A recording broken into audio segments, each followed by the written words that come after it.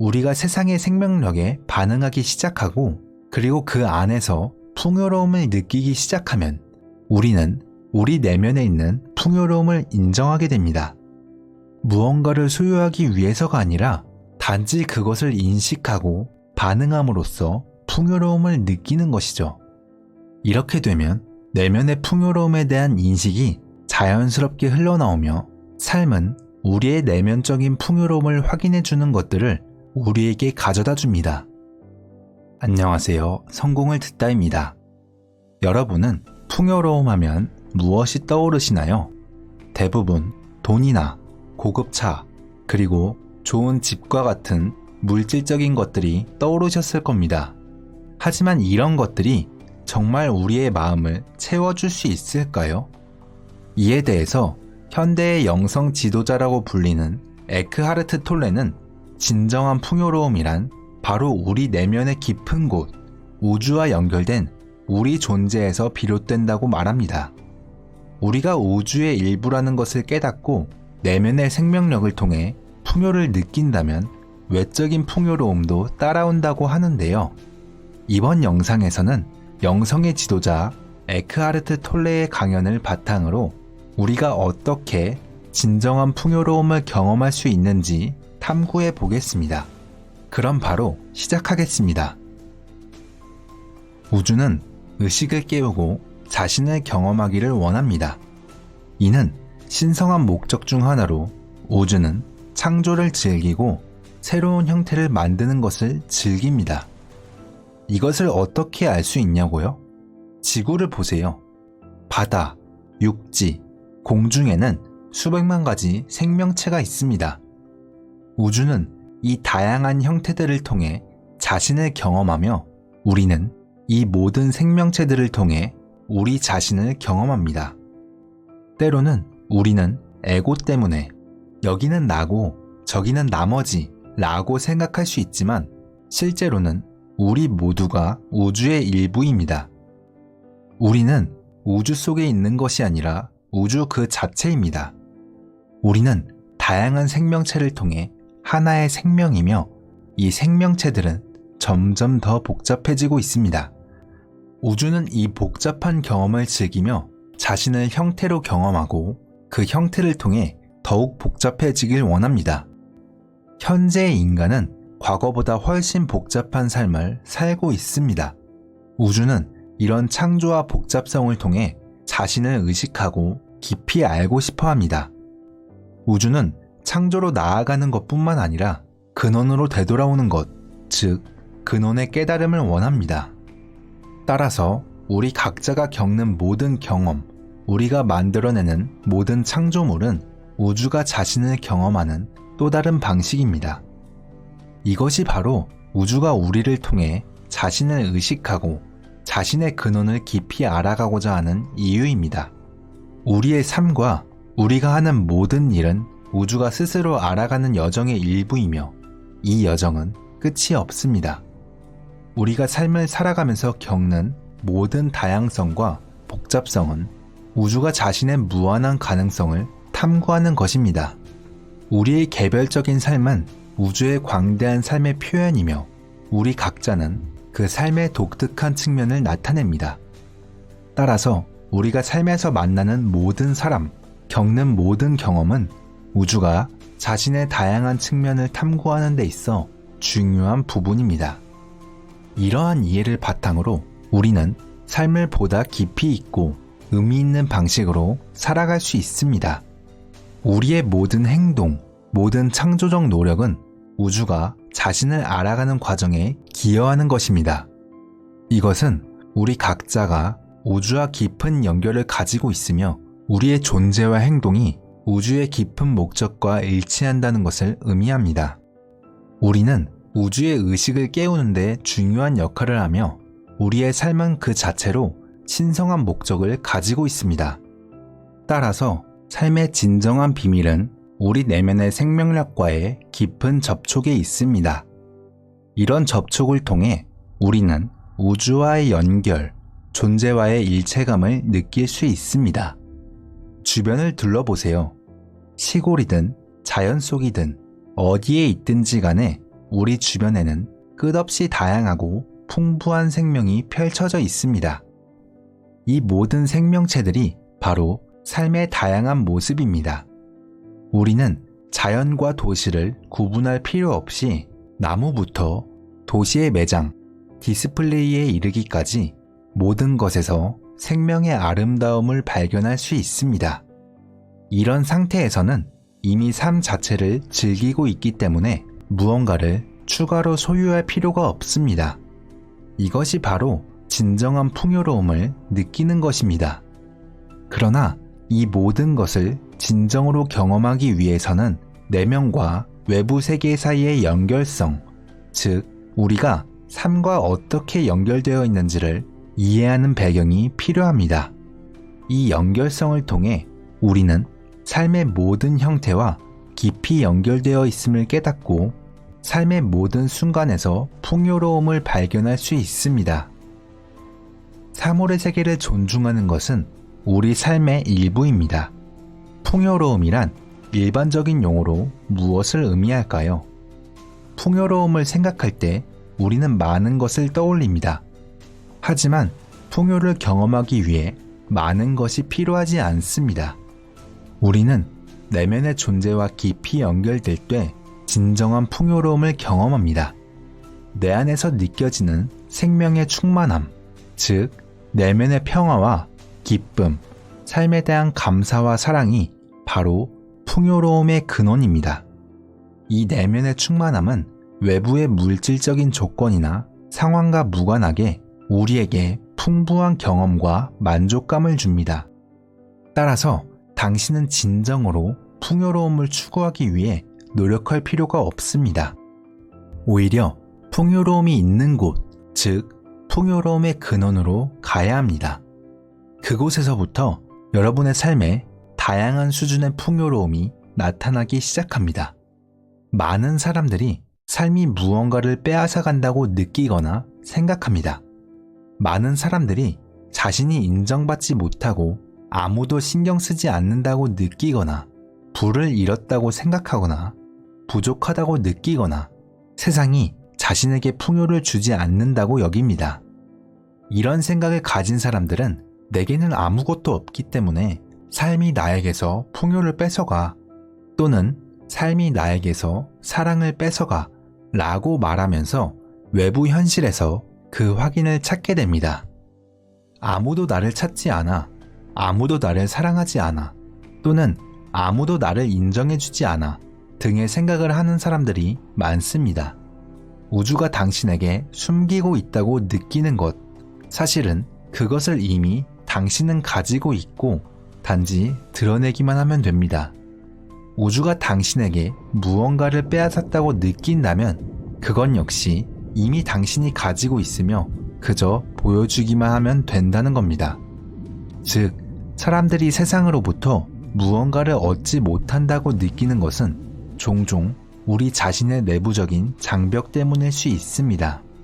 그것을 인식하고 내면을 변화한다면 우리가 원하는 것을 경험할 수 있게 됩니다. 왜냐하면 인정이나 보살핌, 사랑과 풍요 같은 것들은 사실 우리의 본질과 떼어놓을 수 없는 것들이기 때문입니다.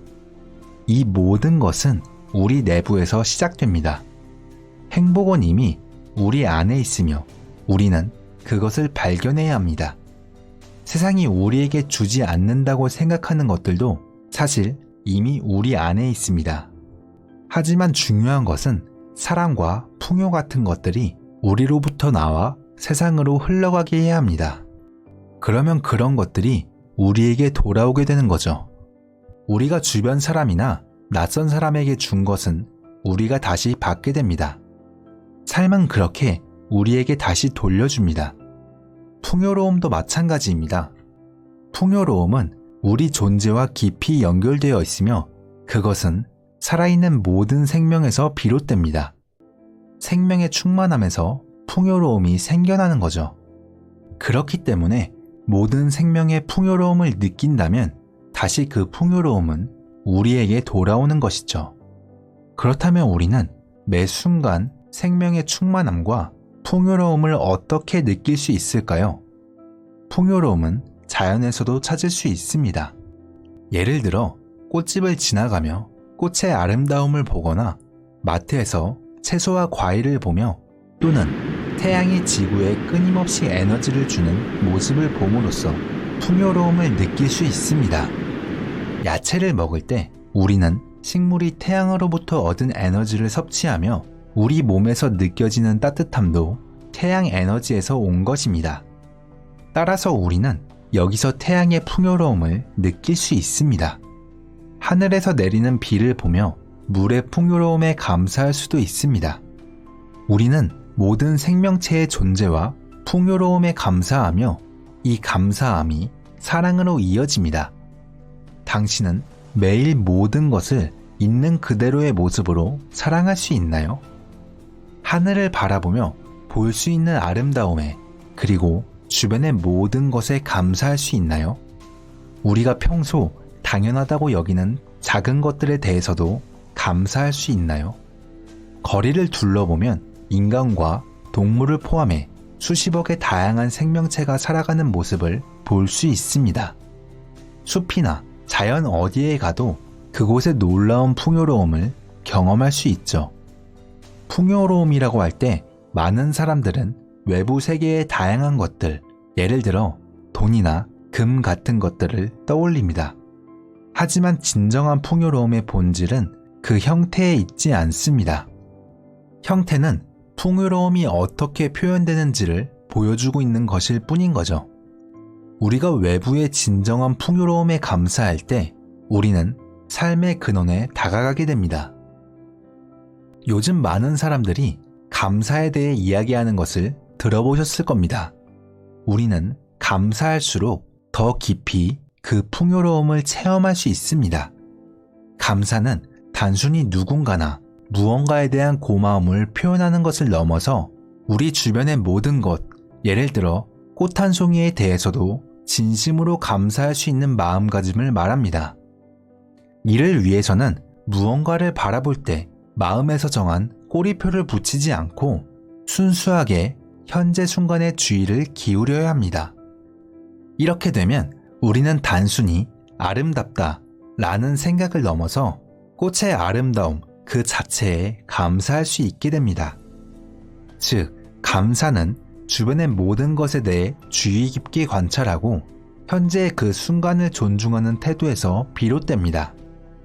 이는 불교에서 말하는 알아차림이나 존재감과도 연결되는데 이것은 우리가 현재 순간에 완전히 존재하고 그 순간을 있는 그대로 받아들이며 감사하는 마음을 갖는 것을 의미합니다.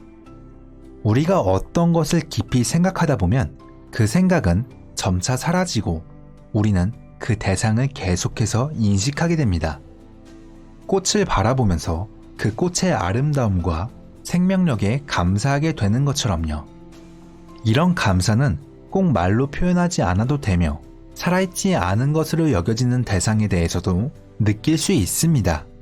물 한 잔을 보고 그 안에 비친 빛의 반사를 보면서 그 아름다움을 단순히 인식하는 순간 우리의 마음은 잠시 멈추고 아름다움이라는 단어를 사용하지 않아도 그 놀라운 아름다움을 느낄 수 있습니다. 이렇게 모든 것이 선물이며 주변에 생명이 존재한다고 느끼는 것이 진정한 감사의 순간입니다. 그러나 일부 사람들은 감사를 잘못 이해하기도 합니다. 그들은 나보다 가진 것이 적은 사람들을 생각하면 내가 가진 것에 대해 감사해야 한다라고 생각하는데 이는 진정한 감사가 아닙니다. 왜냐하면 이는 나보다 못한 사람과의 비교를 통해서만 감사할 수 있다는 생각이기 때문입니다. 진정한 감사는 우리가 나보다 더 어려운 상황에 있는 사람들을 생각하면서 느끼는 것이 아니라 바로 지금 이 순간에 존재하는 감각, 지각, 예를 들어 새소리, 구름, 하늘을 보거나 빛이 어떤 표면에 반사되는 모습을 바라보는 것에서 찾아야 합니다. 이는 사물의 생동감을 순수하게 감상하는 순간에서 오는 감사입니다. 과일과 채소를 파는 작은 가게에 가서 단지 몇 초나 30분 동안 그것들을 바라보기만 해도 그 안에 있는 생명력, 그 아름다움과 풍요로움을 느낄 수 있습니다. 마트에서 다른 물건들을 볼 때도 마찬가지로 그 안에 있는 생명력을 존중하고 느끼려고 노력해 보세요. 우리가 세상의 생명력에 반응하기 시작하고 그리고 그 안에서 풍요로움을 느끼기 시작하면 우리는 우리 내면에 있는 풍요로움을 인정하게 됩니다. 무언가를 소유하기 위해서가 아니라 단지 그것을 인식하고 반응함으로써 풍요로움을 느끼는 것이죠. 이렇게 되면 내면의 풍요로움에 대한 인식이 자연스럽게 흘러나오며 삶은 우리의 내면적인 풍요로움을 확인해 주는 것들을 우리에게 가져다 줍니다. 심지어 사람들이 당신을 찾게 되고 당신을 인정하게 되는 경우도 있습니다. 풍요로움을 먼저 내면에서 느끼면 외부의 풍요로움이 뒤를 따르게 됩니다. 제가 사회에서 공식적으로 정한 빈곤층에 살았던 몇 년 동안 저는 제 자신이 가난하다고 느낀 적이 없었습니다. 오히려 삶의 풍요로움을 계속해서 느꼈죠. 신문에서 제 수입보다 훨씬 적은 사람들도 빈곤층 이하라고 하는 기사를 읽고 놀랐던 기억이 있습니다. 내가 가난하다고? 라고 생각했죠. 저는 그때 돈으로 살 수 없는 것들이 많다는 것을 알고 있었기에 수입이나 금전적인 것들이 제겐 그리 중요하지 않게 느껴졌어요. 그때 저는 자전거에 대한 특별한 애정이 있었습니다. 20대 내내 제 주요 교통수단이었던 그 자전거와 느꼈던 유대감은 지금도 변하지 않았어요. 저는 자전거를 어딘가에 주차해두고 걸어가다가도 잠시 멈춰서 돌아보곤 했죠. 무언가와 연결된 듯한 느낌이 들었고 그 존재 자체가 좋았습니다. 그리고 30살이 되던 해에 누군가 저에게 낡은 자동차를 선물해줬을 때 그 차량에 대해서도 비슷한 감정을 느꼈어요. 그 차에 대한 감사함, 그리고 그 차와 느낀 유대감은 어쩌면 사랑의 한 형태라고 할 수 있겠죠. 그 차를 주차할 때도 몇 걸음 떨어져서 몇 초간 뒤돌아보곤 했어요. 지금은 더 좋은 차를 갖게 되었지만 여전히 같은 행동을 하고 있습니다. 저에게는 많은 사물, 심지어 소위 말하는 무생물에도 생명력이 있는 것처럼 느껴져요. 자동차든 자전거든 그것이 무엇이든 중요하지 않습니다. 이 모든 것이 진정한 사랑에 대한 이야기죠. 그렇기 때문에 인생을 살아가면서 사랑을 베푸는 것이 중요합니다. 우리가 배려, 사랑, 인정, 감사, 풍요 등에 대해 이야기하고 각각 다른 이름을 붙여도 깊이 파고들어 그 근원을 탐구하면 모든 것이 실제로는 하나임을 깨닫게 됩니다. 우주의 모든 생명체는 연결되어 있죠. 모든 배려와 사랑, 인정과 감사, 풍요의 감정들은 이 근본적인 의식에서 비롯된 것입니다. 다시 한번 지금 순간을 직접 느껴보세요. 지금 이 순간 당신이 숨쉬고 있다는 사실을 알고 있을 겁니다. 가장 근본적인 수준에서 풍요로움은 우리 내부에 있는 생명의 근원과의 접촉, 그리고 그것을 우리 자신의 본질로 인식하는 것에서부터 시작됩니다. 자신의 본질을 인식하게 되면 우리는 주변 세계와 감각의 경험을 즐기면서도 자신을 완전히 잃지 않고 삶의 무대에서 역할을 수행하고 즐길 수 있습니다. 이 과정에서 우리는 다양한 방식으로 다른 차원의 풍요로움을 경험하게 됩니다. 음식을 즐기는 것처럼 중독적인 즐거움에 빠지지 않고도 감각적 경험을 즐길 수 있습니다. 이러한 접근은 우리가 더 많이 갖고 싶어하는 끝없는 욕구와는 확연히 다릅니다. 감각적 경험에 중독되지 않고도 삶의 다양한 면을 즐길 수 있게 되는 거죠. 이는 삶의 충만함의 일부이며 그 과정에서 다른 것들이 우리 삶에 들어올 수도 있습니다. 중요한 것은 소유에 대한 집착이나 상실에 대한 두려움 없이 현재의 순간과 그 안에서 발견되는 아름다움을 즐기는 것입니다. 삶 속에서 발견되는 아름다움을 그냥 즐기면 외적인 풍요로움은 자연스럽게 따라올 것입니다.